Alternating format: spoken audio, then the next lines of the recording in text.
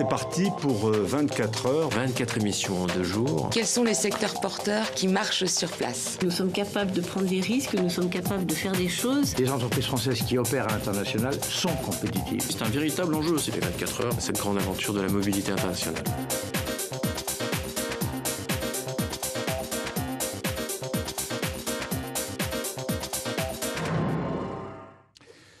Soyez les bienvenus, c'est parti. Et bonjour ou bonsoir selon les capitales du monde à partir desquelles vous allez suivre cette émission. 24 heures chrono de l'économie, Mondissimo, une sorte de tour d'horizon de l'expatriation. Et naturellement, TV5 Monde ne pouvait qu'être partenaire associé pour cette 8e édition encore à cette grande aventure de l'expatriation. Henri Bazerque, vous êtes avec d'autres invités que je vais présenter au cours de cette première heure, évidemment à nos côtés. 8e édition avec toujours cette ambition, montrer ce dynamisme des idées, des entreprises, des sociétés françaises à l'international.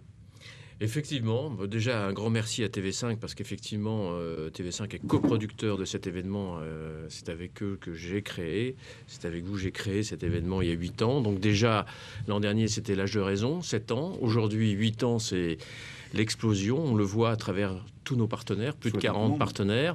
Et c'est vrai que grâce à ces partenaires, que ce soit les organisations comme l'UFE, la CFE, on va les découvrir, on s'aperçoit que maintenant, on arrive à rayonner à travers le monde et on arrive à répondre à une vraie demande, celle des Français qui veulent partir. Beaucoup veulent partir, soit ils sont jeunes, soit parce qu'ils ont un projet. C'est un thème d'actualité, on va le voir. Est-ce qu'ils sont contraints au départ? Est-ce que c'est un enrichissement? Il y a des parcours très divers dans cette Tout à fait. expatriation. Voilà, tous les ans, on fait un sondage Expatrier votre vie nous intéresse. On s'aperçoit que 52% des gens veulent quitter la France. Ils sont à la recherche du bonheur, ils sont à la recherche d'une vie meilleure. Soit d'une première aventure, soit d'un départ plus long à d'autres moments de la vie. Tout à fait. Et donc, grâce à ces 24 heures, qui vont traverser donc 24 villes, on essaye de leur donner les clés, justement, de leur intégration, de leur réussite à l'étranger, avec des témoignages, parce qu'on va voir beaucoup de Français, justement, qui ont réussi. On va s'apercevoir que même des femmes sont parties il y a 20 ans en Floride et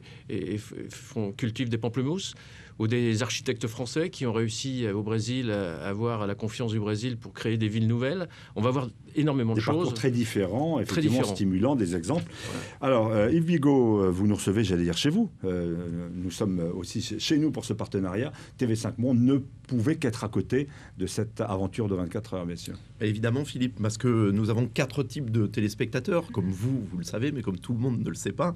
On a évidemment les voyageurs qui parlent français.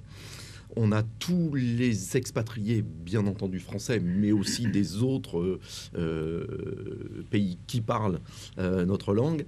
On a les 220 millions de francophones par le monde qu'on annonce 400 millions en 2025, 700 millions en 2050 potentiellement. On a aussi les francophiles, qui sont des gens qui regardent nos programmes, mais à travers nos 12 langues de sous-titrage, alors qu'ils ne parlent pas notre langue. Mais évidemment, les Français de l'étranger ou les expatriés sont évidemment nos premiers clients, ceux vis-à-vis desquels on a les plus grandes responsabilités d'apporter leur programme. Je suis d'autant plus sensibilisé à cette question. Ça, vous que moi j'ai été Français de l'étranger. Aux États-Unis, en Belgique, un peu partout. À Bruxelles, à Londres, à San Francisco. Je sais ce que c'est que de devoir payer la CFE, surtout quand on a un employeur étranger, donc on paie 100% soi-même sur ses propres revenus. Donc je suis très au fait de tout ça. Et donc, je pense que effectivement, ça nous donne à tous ici une bonne entrée sur le service qu'on doit à nos concitoyens qui nous regardent dans le monde, qu'ils soient à Hong Kong, qu'ils soient à New York, qu'ils soient au Brésil, qu'ils soient en Afrique, puisque il y a un très grand désir de France partout dans le monde. Et c'est à nous d'être à la hauteur de cette demande, à la fois de la part de, évidemment, nos concitoyens, mais aussi des autres, de tous ceux qui s'intéressent à nous, qui attendent beaucoup de choses de la France. Et je pense que notre travail à tous, à TV5 Monde, c'est de présenter justement une image de la France, et aussi c'est notre responsabilité, de la Belgique, la Suisse, le Canada, une image moderne, c'est-à-dire bien évidemment d'être là où nous sommes attendus, sur la culture, le cinéma, l'art de vivre, etc., mais aussi sur l'économie, sur la science, sur la technologie, parce que nous sommes au XXIe siècle.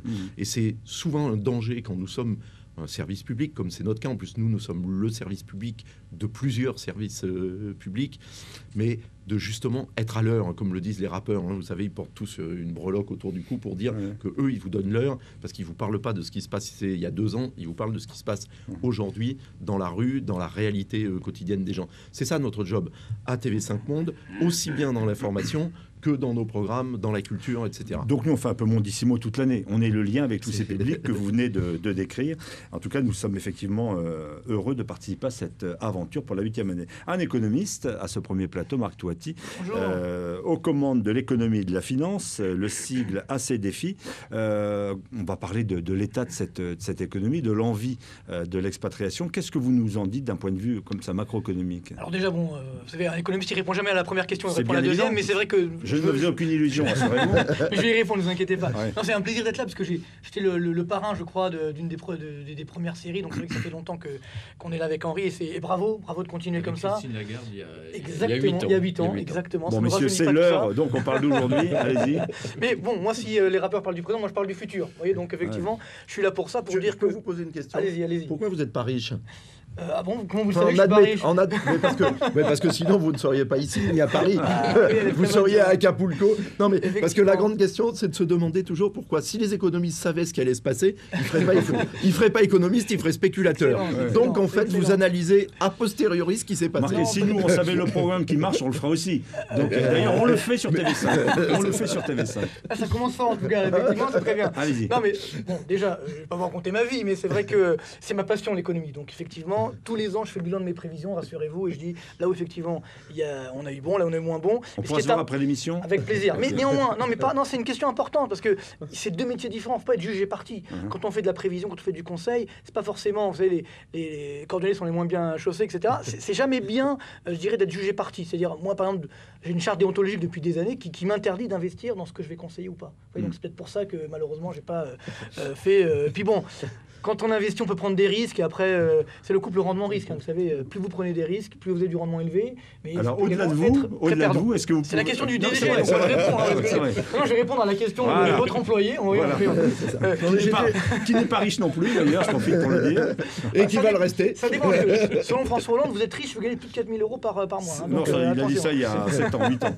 On avait peut-être changé de son fusil d'épaule. On verra ça aujourd'hui. Allez-y. Oui, donc bon, pour 2014, déjà, j'ai envie de dire une bonne année d'un point de vue de la croissance mondiale. On aura autour des 4% de croissance mondiale, donc c'est plutôt bien. Avec une nouveauté, c'est l'Europe. Ça fait 3 ans que ça ne s'est pas produit. L'Europe va être normalement enfin en croissance. Par exemple, ça fait 3 ans que ça ne s'est pas produit. Et surtout, ça fait 10 ans que la zone euro est la lanterne rouge de la croissance mondiale. Donc ça commence à faire mal. Et même cette année, si on va avoir un peu de croissance, on sera encore la lanterne rouge. Et alors, est-ce que les investisseurs qui partent le font par obligation? Parce que ça ne marcherait pas en France, pour simplifier. Pour la France, parce que là on parle de l'Europe, mais la Ouais. France également. On parle effectivement, mon dernier livre c'est le dictionnaire terrifiant de la dette, qui marche toujours très bien, dans lequel je dis attention, le problème n'est pas simplement la dette publique, qui va bientôt atteindre 100% du PIB en France, PIB, oui. ce qui est énorme, hein, c'était la première fois depuis la Seconde Guerre mondiale, la 3e fois depuis la Révolution française. Le problème c'est que depuis 6 ans en France, il n'y a même pas assez de croissance économique juste pour rembourser les intérêts de la dette. Ce qui veut dire que juste pour payer les intérêts de la dette, il faut encore s'endetter. Ce serait un particulier, il serait la bulle en de la dette. difficulté, oui. Ah, même une entreprise, etc. Donc Ouais. on ne pourrait pas. Donc c'est ça la vraie difficulté. C'est pourquoi aujourd'hui les Français de plus en plus partent. Parce que malheureusement, c'est pas qu'ils ont envie de le faire, c'est surtout qu'il n'y a plus de croissance, il n'y a plus de motivation. Et sur ce fait, depuis 2 ans, il faut dire que malheureusement, on a alourdi la pression fiscale historique. Aujourd'hui, on a une pression fiscale, un poids des prélèvements obligatoires en France historiquement élevé. Un poids de la dépense publique en France, 57% du PIB. Et c'est pour ça qu'on part. Alors, c'est une des raisons pour lesquelles ceux qui ont le choix, parce qu'il y en a qui effectivement qui n'ont pas le choix, ceux qui ont le choix se disent, notamment nos jeunes, on a aujourd'hui des chiffres incroyables, on voit que plus de 50% des jeunes, on va dire diplômés de haut niveau, s'en vont. C'est quand même inquiétant. Et vous ça, voyez. c'est un phénomène plutôt nouveau. Ça a qui commencé il y a une s'amplifie. dizaine d'années. Vous savez, aujourd'hui, les Français ont une culture économique malheureusement insuffisante, mais ceux qui en ont, en tout cas, comprennent très vite. Et ce qui veut dire par là que depuis 10 ans, on voit ce phénomène qui se développe, et là, il est en train de s'accélérer. Donc, il faut faire attention. Parce que c'est vrai que c'est bien international, mais il faut aussi garder notre recherche, notre innovation, je dirais, nos têtes pensantes en France. Si on veut les garder, on va devoir s'adapter. Vous savez, aujourd'hui, ce que nous observons, c'est que la plupart des pays de l'Europe, de la zone euro, ont fait des réformes, se sont adaptés. Même des pays comme la Grèce, comme le Portugal.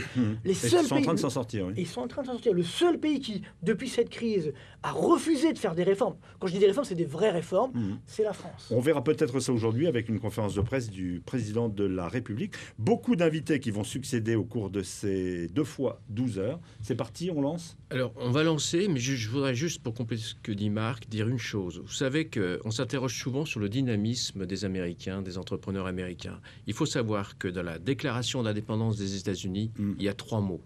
Il y a le mot vie, il y a le mot liberté, et il y a les mots poursuite du bonheur. Si ça pouvait être mis dans la déclaration française, ça serait bien, parce que les gens partent à l'étranger parce qu'ils sont aussi à la recherche du bonheur, la recherche d'une meilleure vie. Donc, on peut lancer les 24 heures chrono. On les lance et on voit aussi que parfois les journalistes ont une vision très altérée. On a vu Newsweek avec des papiers tout à fait étonnants et décalés et faux. Donc, on va voir cette vraie réalité. D'autres invités dans quelques instants autour de cette table à TV5 Monde.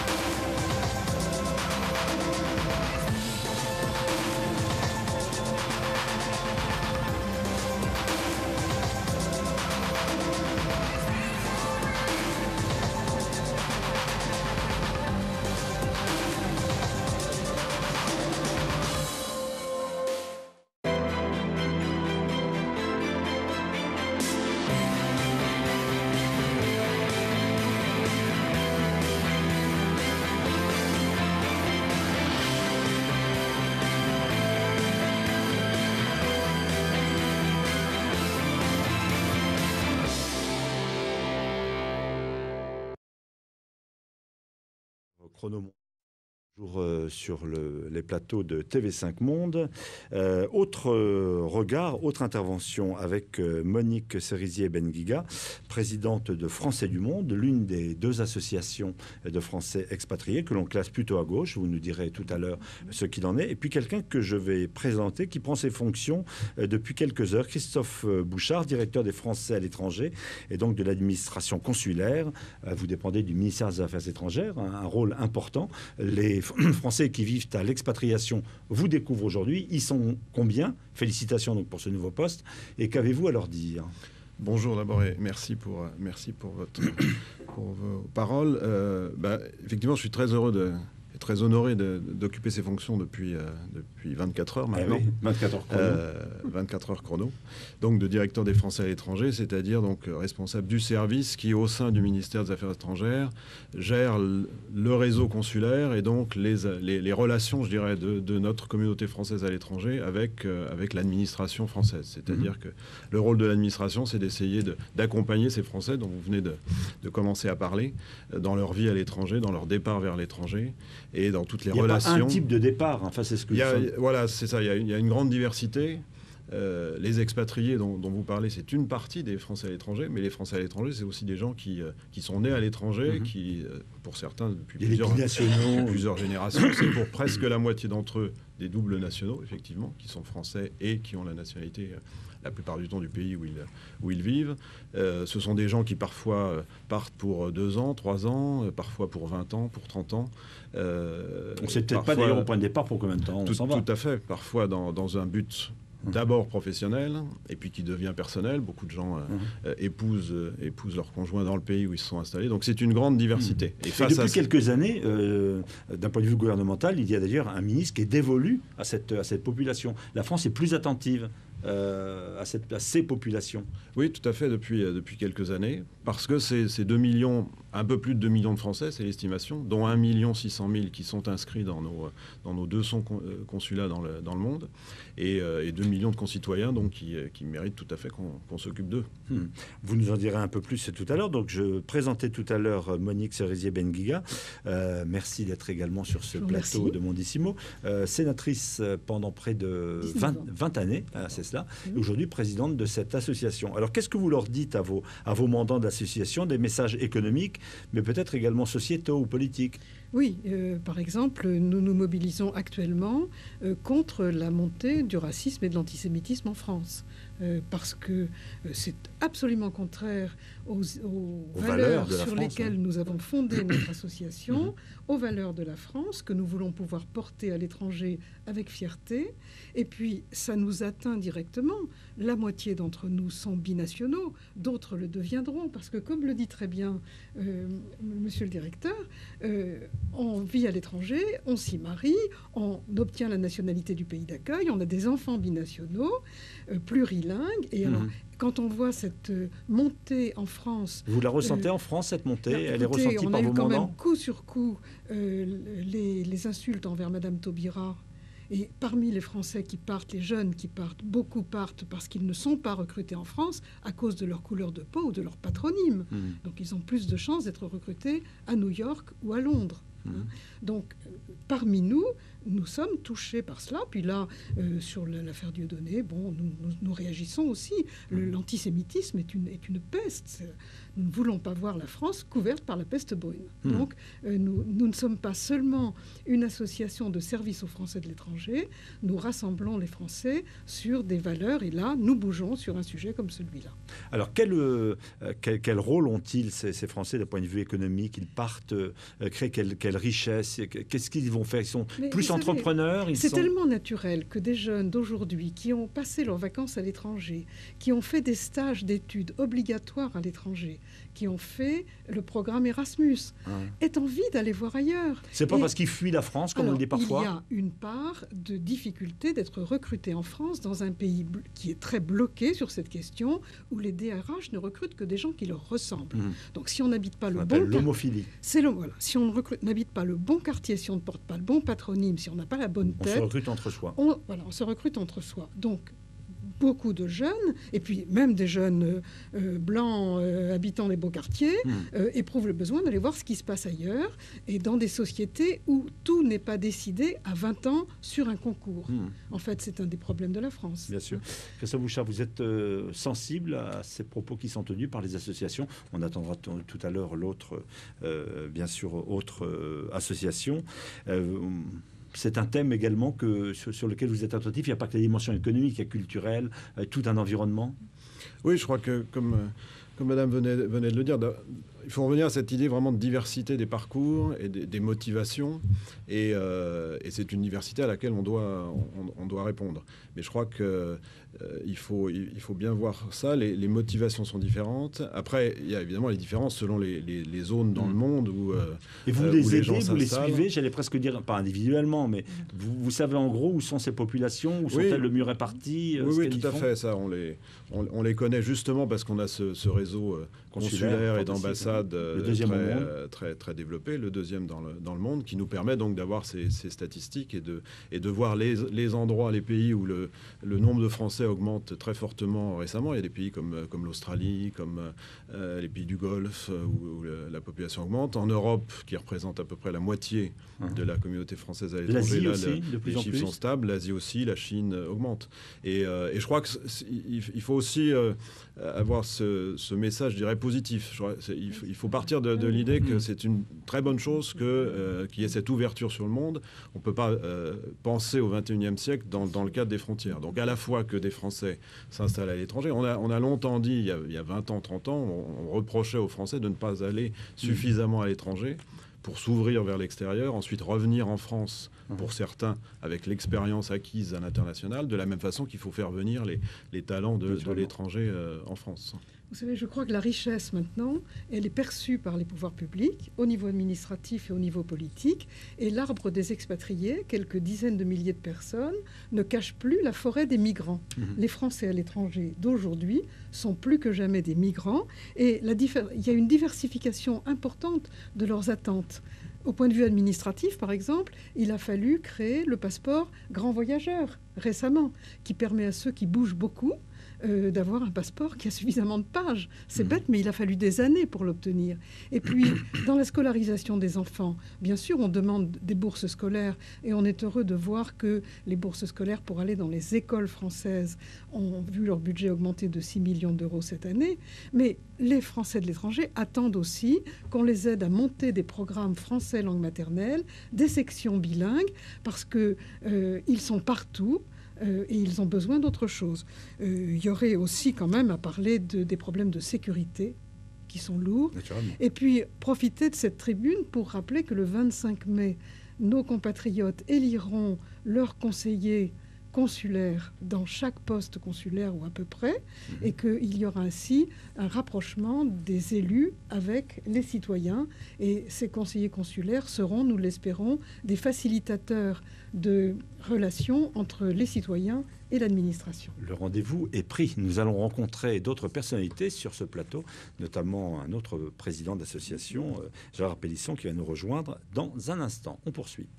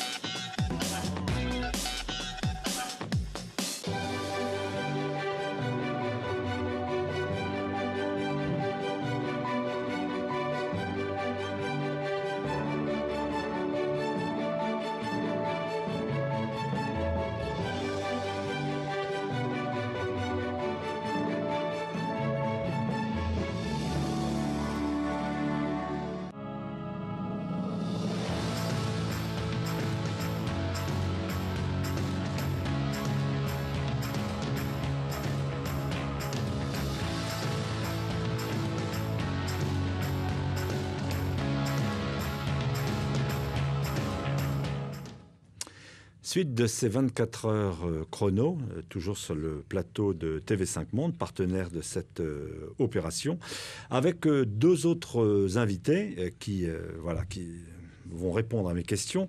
Gérard Pélisson, président de l'Union des Français de l'étranger, l'autre association de ces Français de l'étranger. Vous n'aimez pas beaucoup les classifications politiques, je le sais, plutôt classé à droite par rapport à Mme Medga, qui était plutôt classée à gauche. Je ne vous demande d'ailleurs pas de commenter ce classement. Une association qui a 85 années d'existence, une association historique. Cette expatriation est importante. Je vous donne la parole dans un instant. À vos côtés, Jean-Pierre Cantgris, président de la Caisse des Français de l'étranger. Et vous êtes aussi sénateur des Français résidant à l'étranger. Alors, Gérard Pélisson, on vous connaît. Peut-être vous avez suscité des vocations par cette réussite qu'est la vôtre, présent dans une centaine de pays, les groupes hôteliers Accor. C'est toujours une aventure de partir, cette expatriation? Oui, je dirais plus que jamais. C'est pas... l'expatriation, c'est quelque chose dont personne ne parlait autrefois. Ouais. On est la première association, 85 ans, vous l'avez mentionné, qui a une expertise de l'expatriation absolument considérable, avec 160 représentations à travers le monde, dont le but est d'aider les Français expatriés. Ces Français expatriés avaient des problèmes déjà avant la guerre, puis après la guerre, etc. Et la France s'intéresse à ces expatriés depuis pas 85 ans. Il n'y a que l'UFE qui s'est intéressé aux expatriés à cette époque. C'est le rôle de l'État ou des associations de s'intéresser? Non, c'est le rôle d'une association qui n'avait d'ailleurs aucune ambition politique. C'est d'aider tous les Français qui s'expatrient, ceux qui résident à l'étranger, à mieux vivre leur expatriation.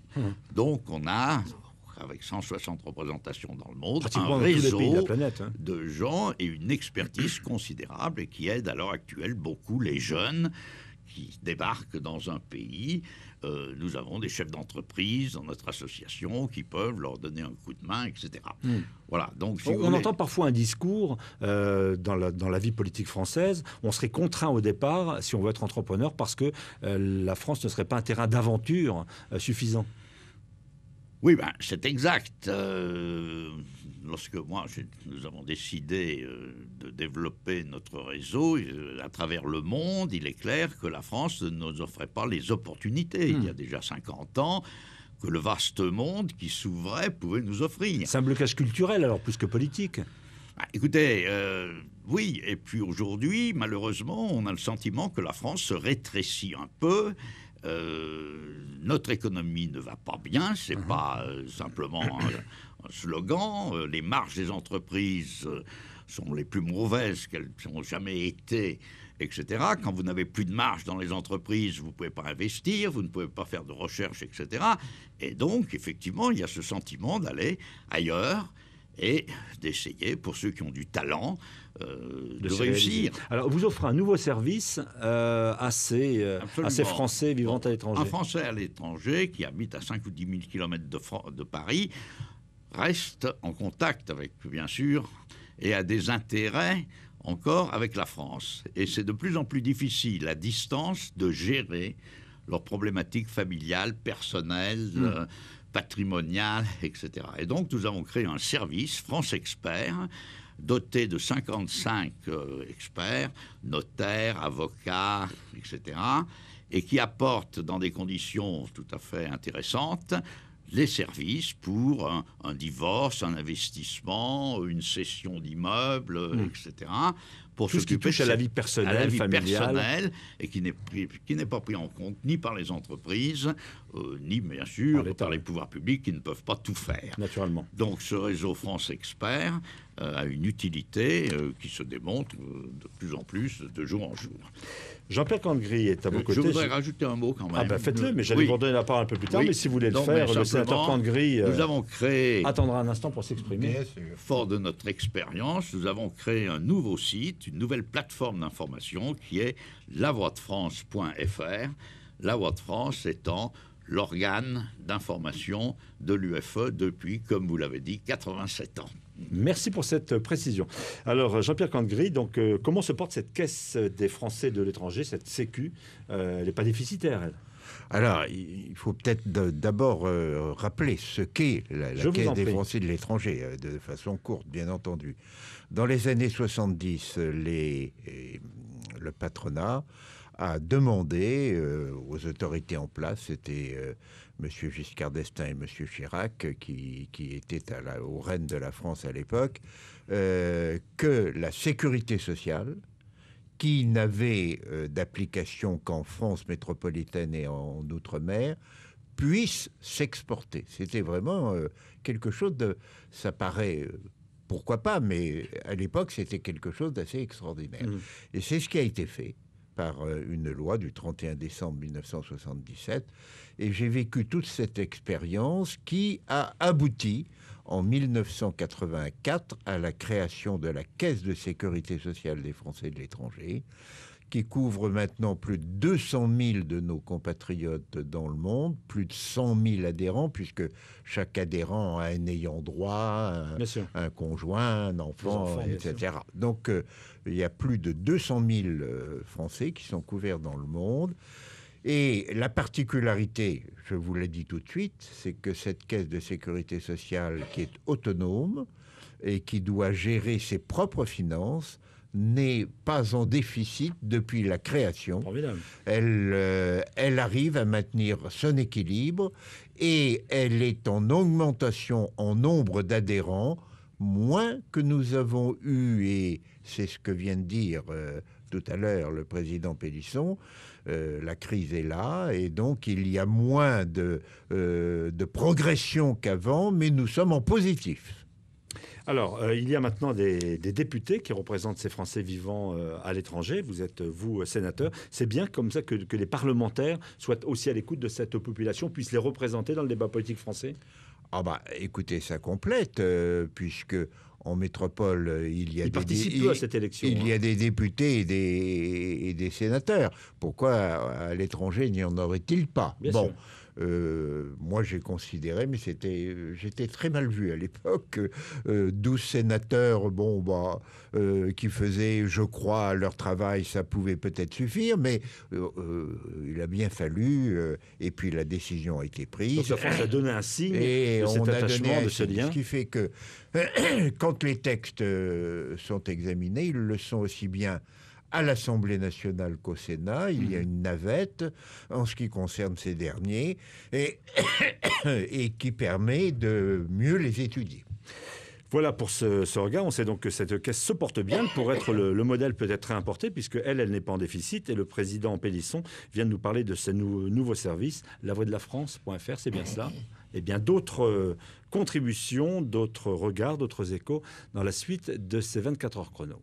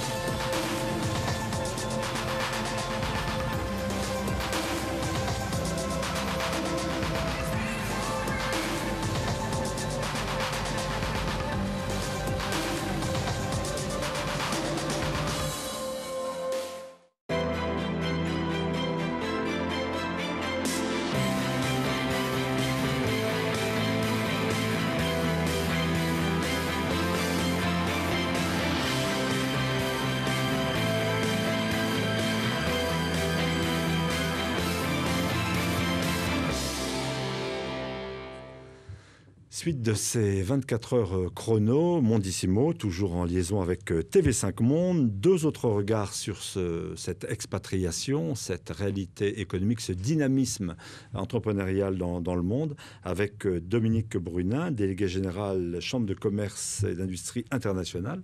Merci d'être ici. Et Jimmy Benedis, Ernst & Young, vous allez nous parler de, alors je le dis en anglais, ce qu'on n'aime pas trop sur le plateau de TV5, la chaîne francophone, French Business Network. Vous allez nous parler de ça. Tout d'abord, Dominique Brunin, donc délégué général de la Chambre de commerce et d'industrie internationale. C'est un réseau, ces chambres de commerce, qui se portent plutôt bien. Il y a un discours parfois un peu inquiet ou misérabiliste. Là, bon, ça marche. Écoutez, nous sommes présents avec le réseau CCI en France et CCI française à l'étranger dans 81 pays.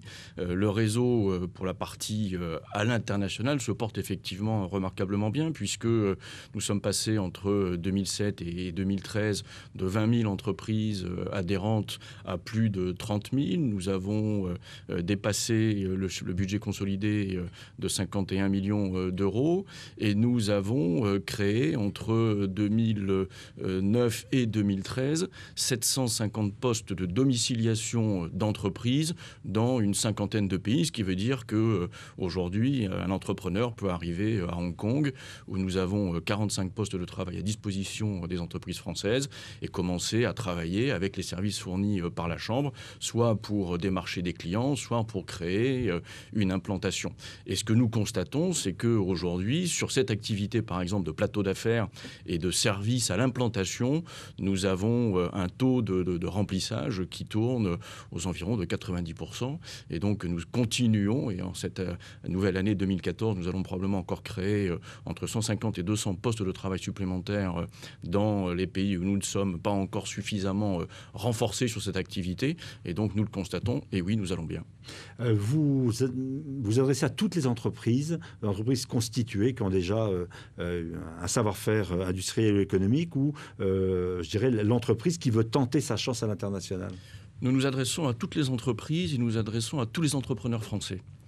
Vous avez, ça a été évoqué il y a quelques instants, dans un certain nombre de pays, un afflux assez considérable de jeunes qui viennent tenter l'aventure entrepreneuriale, qui arrivent avec un diplôme, avec un début d'expérience professionnelle et qui se disent tiens, je vais lancer mon entreprise et ça sera peut-être plus facile de le faire au Canada, en Belgique ou à Hong Kong que de le faire en France. Et donc là, nous avons organisé un certain nombre de prestations, de mentoring, par exemple, de mentorat, avec des entrepreneurs qualifiés auprès de ces jeunes entrepreneurs. Et puis nous adressons bien entendu à toutes les entreprises françaises qui sont dans une stratégie d'internationalisation. Et donc là, un directeur commercial peut envoyer un volontaire international en entreprise ou un directeur commercial lui-même pour travailler au développement de son réseau ou commencer à réaliser avec nos équipes dans l'ensemble des pays où nous sommes les formalités de création de son implantation, l'enregistrement d'une filiale. Est-ce qu'il y a des terres nouvelles pour ces aventures ? On pense généralement à la Chine. Est-ce que vous voyez des basculements, des transferts, ou je n'ose pas dire des modes, en tout cas des flux nouveaux ? Il faut de toutes les façons bien se garder des effets de mode. Oui, c'est quelque chose qui peut être extrêmement négatif et extrêmement dangereux, y compris pour les entreprises.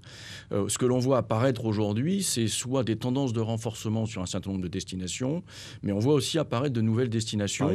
Par exemple la Mongolie, où très clairement, nous avons une chambre qui est en train de se constituer. Nous ne sommes pas encore présents, nous avons une chambre qui est en train de se créer en Mongolie, et on voit un intérêt grandissant pour la Mongolie. En Afrique subsaharienne, par exemple, on voit également se conforter, renaître d'une certaine façon l'intérêt pour un pays tel que le Ghana.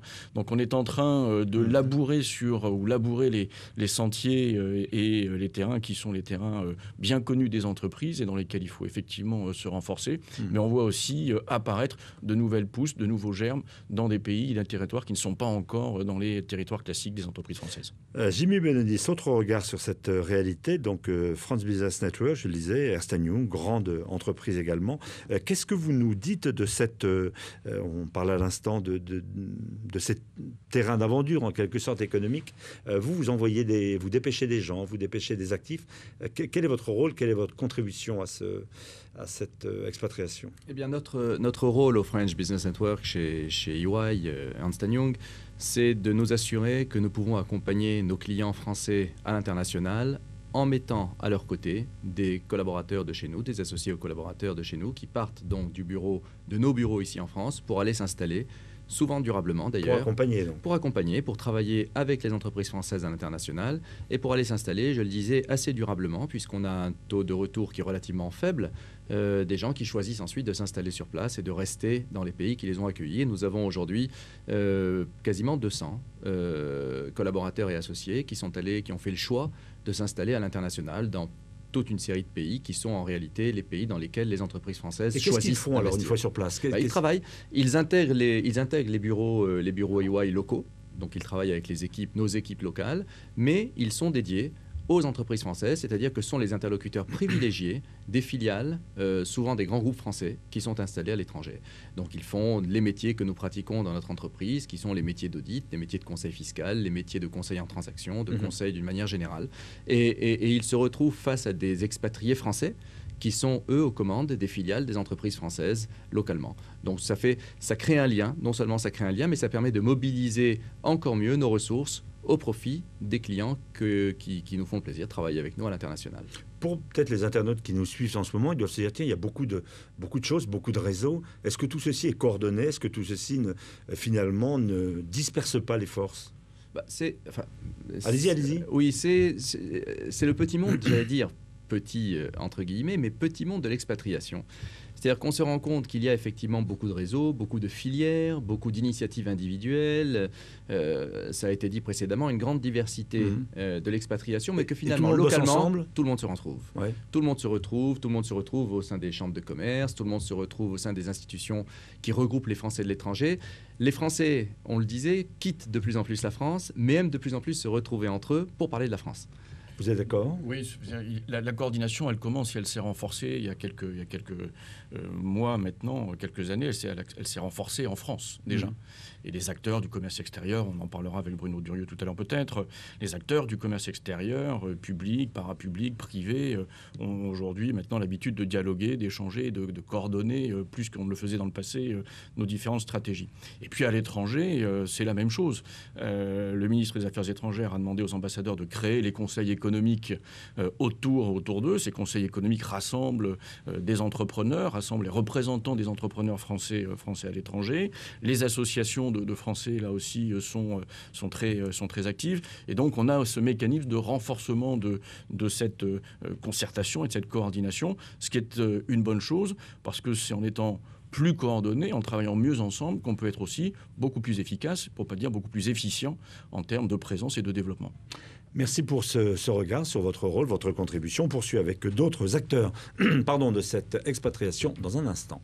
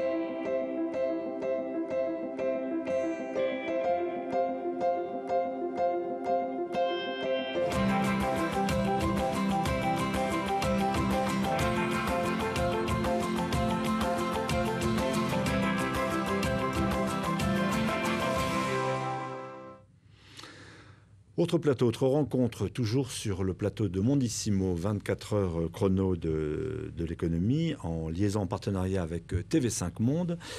Autre acteur important de cette expatriation, Bruno Durieux. Vous êtes président des conseillers du commerce extérieur. Vous avez été en charge de ce commerce extérieur d'ailleurs. Ça va mieux, mais c'est pas terrible. Déficit cette année de 60 milliards d'euros. Oui, contre 67 l'année d'avant. C'est moins le déficit qui compte que l'analyse des parts de marché et de la compétitivité de nos entreprises. Alors le constat qu'on peut faire, surtout vu des conseillers du commerce extérieur, parce que nous voyons les exportateurs et les entreprises françaises qui opèrent à l'international, il y a une différence qui est très importante. Les entreprises françaises qui opèrent à l'international sont compétitives. Je soutiens même qu'elles gagnent des parts de marché. J'aimerais d'ailleurs que nos services administratifs fassent des chiffrages. Mais j'en ai la conviction en les rencontrant sur le terrain. Mais, pardon de préciser ma question, mais certains pays, on pense à l'Allemagne, ont un excédent commercial. Oui, parce que les Allemands ont une base pour opérer meilleure que les entreprises françaises avec leur propre base hexagonale. Ouais. Quand on parle d'exportation, on parle de vente de produits français depuis la France ou en Allemagne depuis l'Allemagne. Moi, je parle là de l'activité internationale des entreprises françaises. Les entreprises françaises ont un chiffre d'affaires international qui doit être 5 fois plus important que le chiffre d'affaires exporté depuis la France. Donc c'est très important pour comprendre que les entreprises françaises sont très compétitives à l'international. Je le rappelle parce qu'on a l'impression de temps en temps que ce sont les entreprises qui sont à l'origine du déficit commercial. Quand on parle de délocalisation. Elles ne délocalisent pas. Quand vous voulez vendre des locomotives aujourd'hui en Chine, si Alstom ne s'installe pas en Chine, eh bien ce sera Siemens qui le fera à sa place, ou Hitachi, ou Mitsubishi, ou d'autres concurrents. Donc c'est une obligation de se rapprocher des marchés, c'est une obligation de produire à partir. Cela dit, on démontre également que toute entreprise française implantée à l'international génère un chiffre d'affaires export depuis la France. Donc jamais une installation à l'étranger ne supprime des emplois en France. En réalité, elle en soutient. Et supposer que Renault, par exemple, n'ait pas d'implantation internationale, Renault aurait disparu depuis 20 ans. On ne parlerait plus de Renault. Donc vous dites que ça marche plutôt bien, en dépit de... il y a un chiffre un peu clignotant, moins 60 milliards, qui fausse un petit peu la perception. Parce que les entreprises françaises qui exportent depuis la France ont du mal du fait des conditions générales en France, les coûts, le marché du travail, les marges sont faibles, l'investissement est en panne depuis un certain nombre d'années, c'est ce que disait très bien tout à l'heure Marc Toiti. Donc une entreprise qui opère à l'international depuis l'international n'a pas tous les poids, toutes les semelles de plomb qu'on lui colle en France lorsqu'elle veut exporter depuis la France.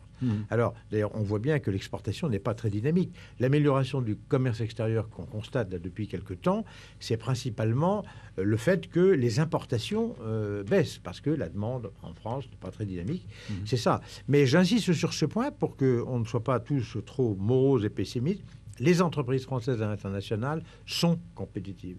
Le problème, c'est l'exportation et non pas leur capacité à gérer, à attaquer des marchés, à produire des technologies et à être dans la compétition vis-à-vis des Allemands ou des Japonais ou des Américains. Dominique Brunin, donc Chambre de commerce et d'industrie internationale, ça s'améliore également, cette part de marché des entreprises? Nous, on le voit surtout, ou on le voit en particulier sur l'augmentation des implantations d'entreprises françaises à l'étranger. Je vais vous donner deux exemples très différents. La Chambre de commerce française à Hong Kong est devenue, depuis maintenant près de 2 ans, la première chambre de commerce bilatérale ou la première chambre de commerce étrangère à Hong Kong. Si on a réussi, nos collègues de Hong Kong ont réussi ce fantastique pari, ce fantastique défi, c'est parce que les entreprises françaises se sont implantées massivement à Hong Kong, se sont renforcées aussi bien dans l'industrie que dans les services, que dans la distribution, par exemple, à Hong Kong, qui est pourtant, a priori, pas un territoire particulièrement historiquement accueillant pour les entreprises françaises, on l'imagine facilement. Autre exemple, c'est beaucoup plus proche de nous dans la Méditerranée avec le Maroc. Il y a quelques années, nous avions 450 filiales françaises au Maroc.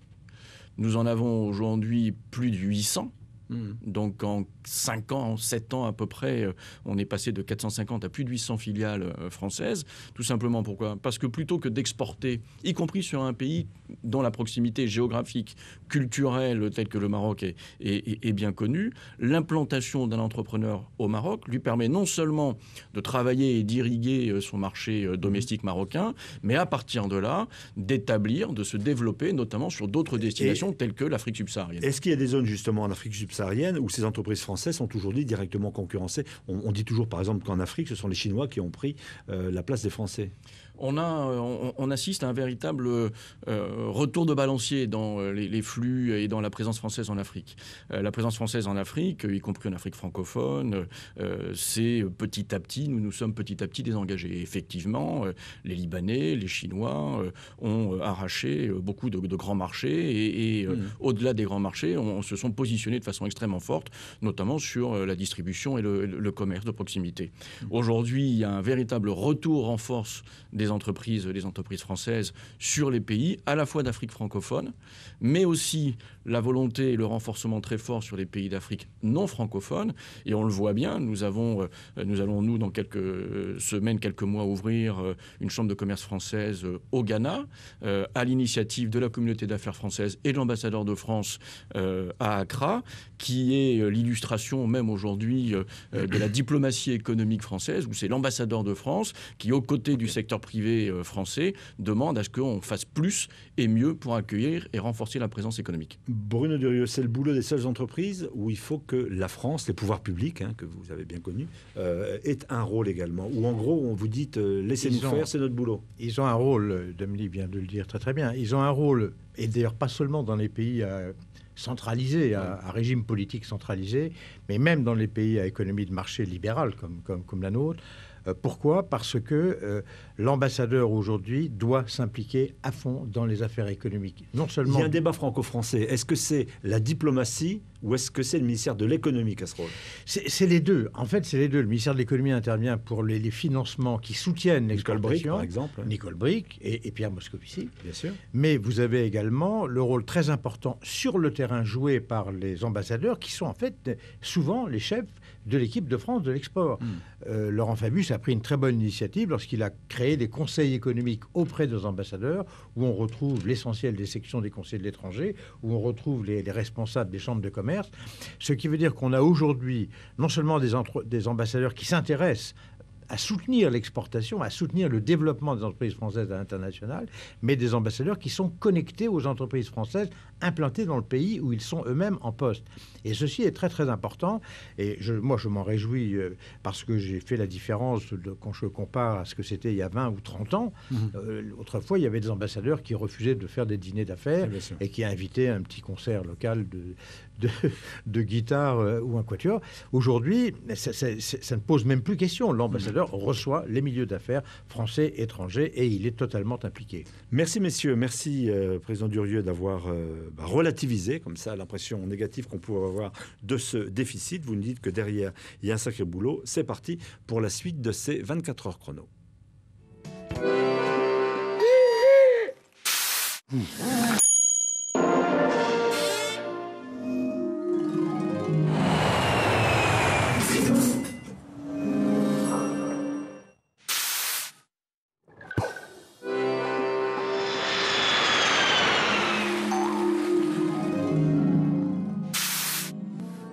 La CFE, votre sécurité sociale jusqu'au bout du monde.